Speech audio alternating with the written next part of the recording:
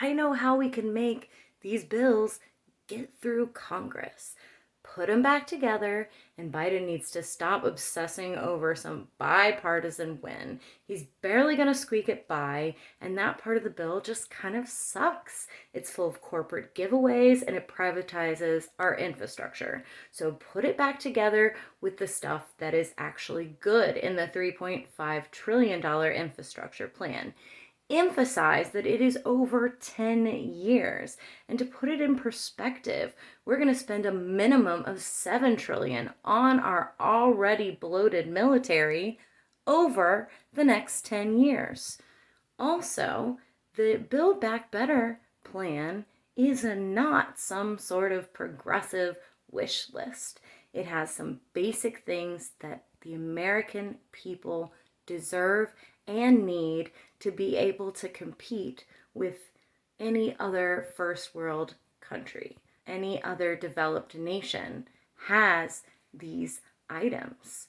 Now, Sinema, she has received about $750,000 from Big Pharma, so it's not surprising that she says that we're not going to be able to negotiate drug prices for Medicare with Big Pharma. That in itself is a pay for this bill because it will save tons of money for the United States.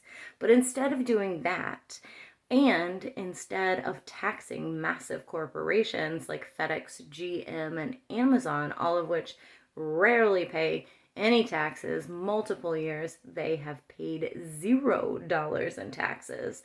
Instead of doing these things that make a lot of sense, now this new bill is talking about giving the IRS more access to the average person's bank account as long as they have certain transactions. This increased surveillance without increased funding for the IRS to go after billionaires is really going to affect small business owners, gig workers, and people working several jobs. This is not going to produce the amount of money that it would if we just taxed the billionaires and taxed massive corporations.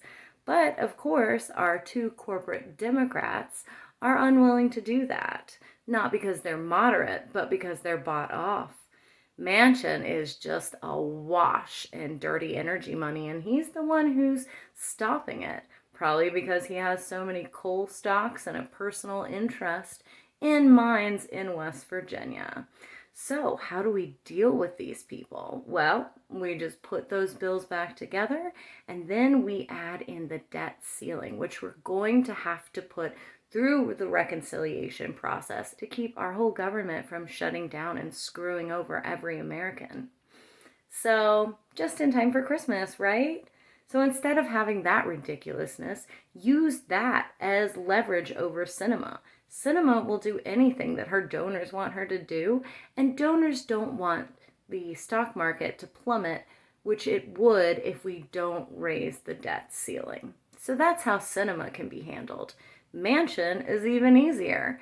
His daughter has been caught price fixing EpiPens, and we have the proof in her own words in an email that she knew what she was doing by screwing over the American public who needed this life-saving medication. I personally know someone who would die if stung by a bee, who works outside and who can't afford to have an EpiPen on hand. So, it's a pretty evil thing that she did, and the wonderful thing about threatening Manchin with potentially locking her up is that she kind of deserves it. Now, she probably won't be prosecuted because she's part of the elite who really don't get persecuted in our two-tiered justice system.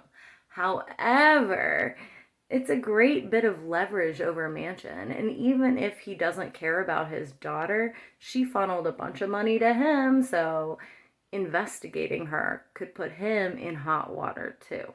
So if Biden would stop trying to be popular and go ahead and use a carrot and stick approach, he's got a pretty solid stick against Manchin, and he's the president. He can throw an extra military base in West Virginia, do extra infrastructure, make Joe Manchin appear the hero. So, Biden, this is not a popularity contest. The American people are depending on it. And the American people are depending on you sucking it up and not letting this reconciliation bill turn into something that progressives are forced to kill.